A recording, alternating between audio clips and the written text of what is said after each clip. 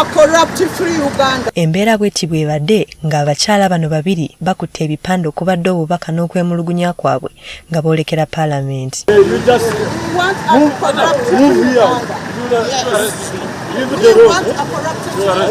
Bano beekokola Parliament gye bagamba enguzi eriyo esusse ogw'omulamuzi. The Parliament is not a den of thieves. The Parliament must be free and fair in each and every way. Poliisi naye balabuukiridde mangu n'etabaganya okutuuka yadde ku mulyango oguyingira Parliament. Bano betutegedde nti babadde bava mu kitongole ky'obwannakyewa ki Women Leaders Forum babadde n'ekiwandiiko kye babadde baagala okuwaayo eri abakulu ba Parliament era okwoleka obulyake obukuddeyo ejjembe.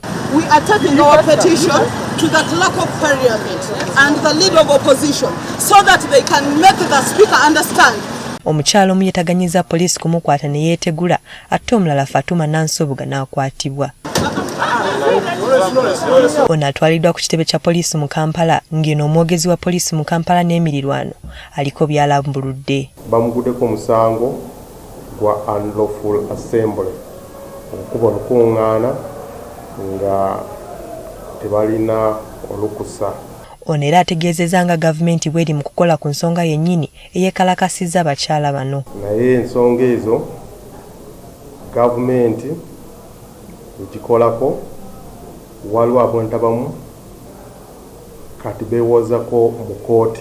Nansubuga akuumirwa ku CPS mu Kampala w'anagibwa atwalibwa mu kkooti awere ennembe n'omusango ogumugguddwako. Rachel Mugabi, Agafeeyo ku Spark TV.